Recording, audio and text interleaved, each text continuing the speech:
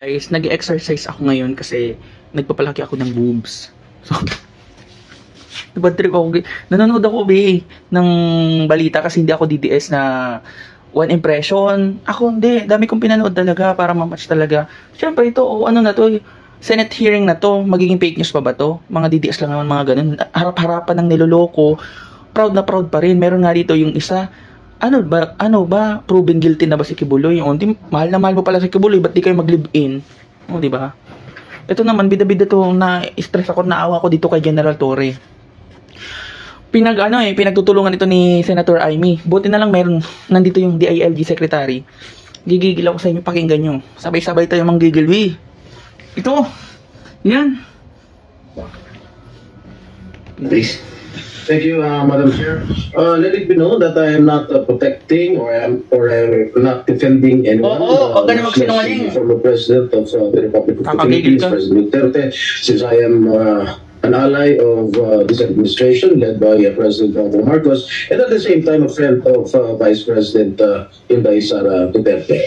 Now, since you've been asking the questions addressed to Gerald Torre, may I ask Gerald Torre, how did you think did you handle the arrest of former President Duterte properly?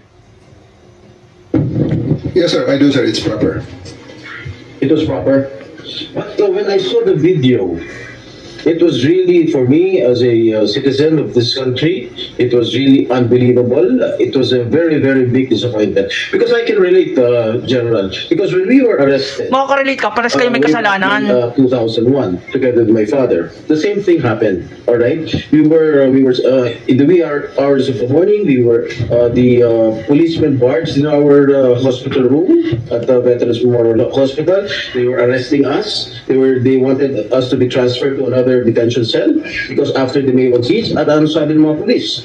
Kalag ka rin na yan mga yan pag ayaw sumama. At the same time, when I saw the video, parang nag-flashback sa akin yung ginawa ng mga kapulisan ng araw sa amin. At ang sabi mo, hihilahin ko yan, hihilahin ko yan.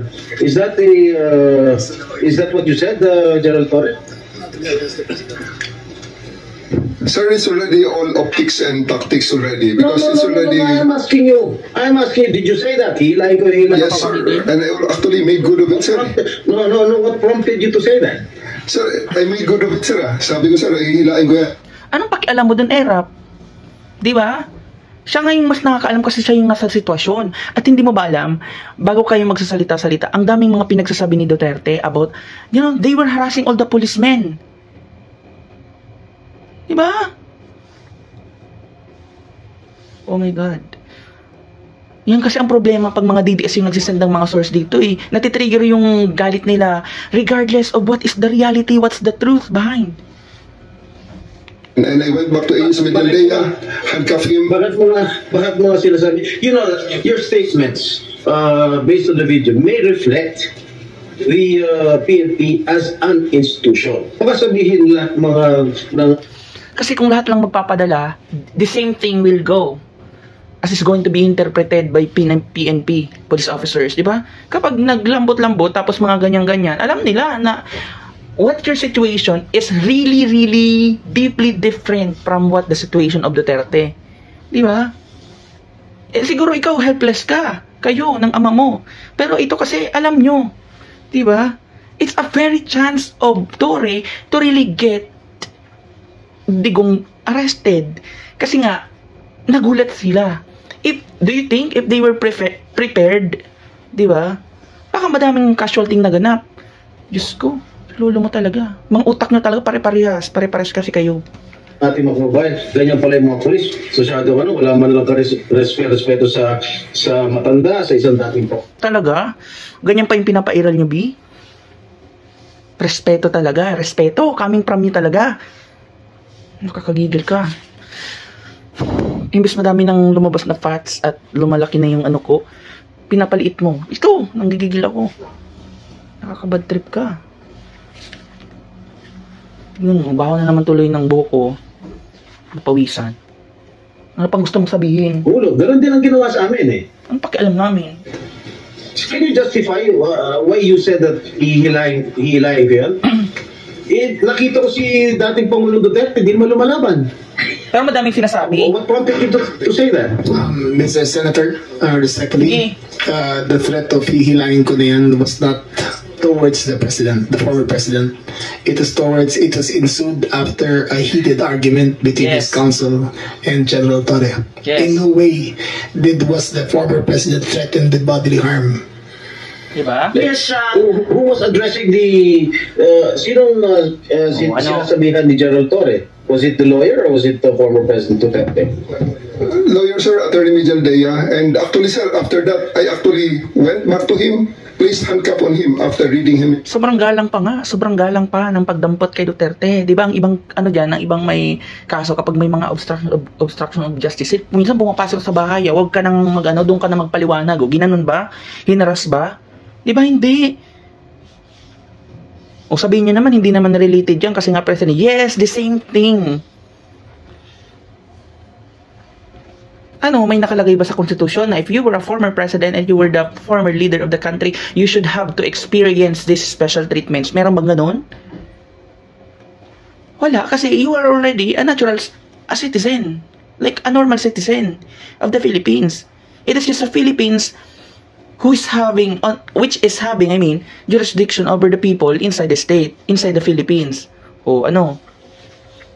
Patrip ako sa inyo. His rights and arrested him for obstruction of justice. And after that, sir, I brought him to the bus and came back again and told Attorney Delgra he's next. And again, sir, I will reiterate with all